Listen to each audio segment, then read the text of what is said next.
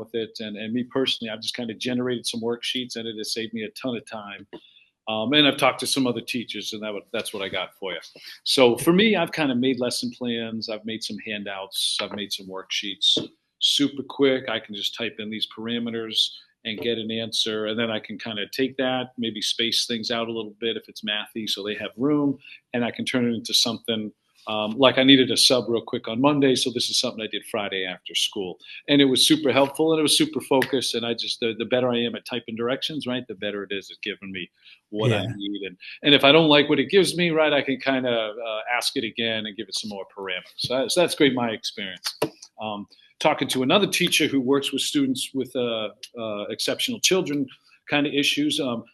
She says it helps modify their reading level. So AI can scan a reading passage, and then it can simplify the reading level. So if you got a 10th grade passage and you maybe got an 8th grade and a 4th grade level student, you can just kind of send it through and get a quick version that'll work for them. So that's helped differentiate in the classroom. You've probably seen it with like your primary care office or when you've gone to see the doctor. It's everything is in like electronic health records. So all your, anytime you go in for a procedure or you go in to see your primary care for a checkup, they all enter that into the electronic health record.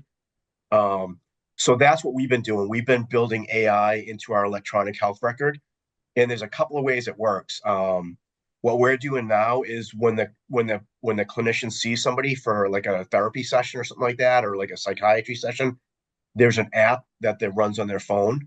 So once they met with a person and talk to them and prescribe meds or whatever they've done, they bring up the app and they complete the note from their phone. So if it's like a therapy note, the therapy note comes up, and then they just talk into their phone, and they talk about what they did in the session, kind of what the assessment was of the patient, what if they worked on a treatment plan, what goals they worked on.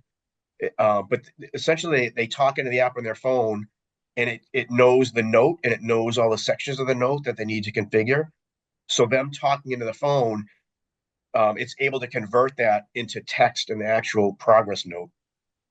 Wow. So if you're really clear about what you put in, it can decipher that and find, whatever findings for it. Whereas with like Google, you put it in, it kind of takes the first couple words, and then it seems to not pay attention to the other, you know what I'm saying? It doesn't seem to pay attention to the other information you give it.